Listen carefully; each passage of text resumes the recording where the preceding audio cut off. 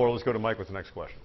Mr. Smith, the shooting of an unarmed black teenager in Ferguson, Missouri led to days of protest, sometimes violent.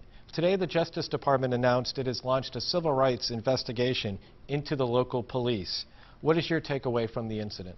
There was also, which you didn't mention, a similar shooting of a black teenager by a black police officer, which might be of interest as well to articulate. I don't believe in dividing people by race.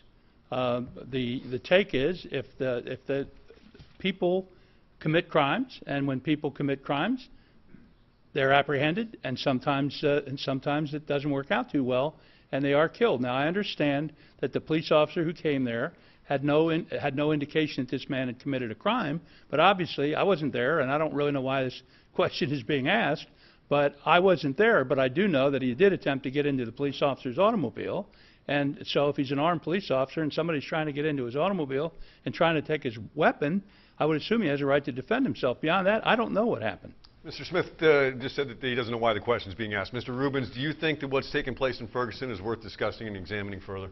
It is, but I'm not capable of speculating on the circumstances. I don't have enough facts on this. But we do know that violence, racial violence, is often segregated in certain parts of the country, in inner cities. There are drug problems, there are mental health problems, there are cultural problems, and economic problems that usually underlie these circumstances. And this is one of the reasons we need to strengthen the American economy and bring the jobs, I don't know if you're going to have questions about this, bring the jobs back to America again so we can raise wages, give more people more hope and opportunity, and I think we ought to end the drug war.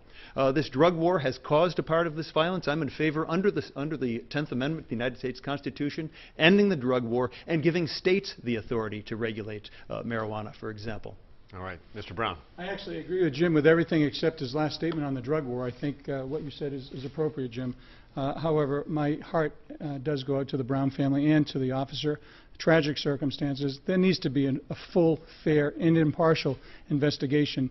Since I've called for Eric Holder's resignation and or firing a few times, I'm hopeful that we will get that. If not, maybe there's an opportunity to get an independent arbiter in there to make that determination. All right, let's send it back.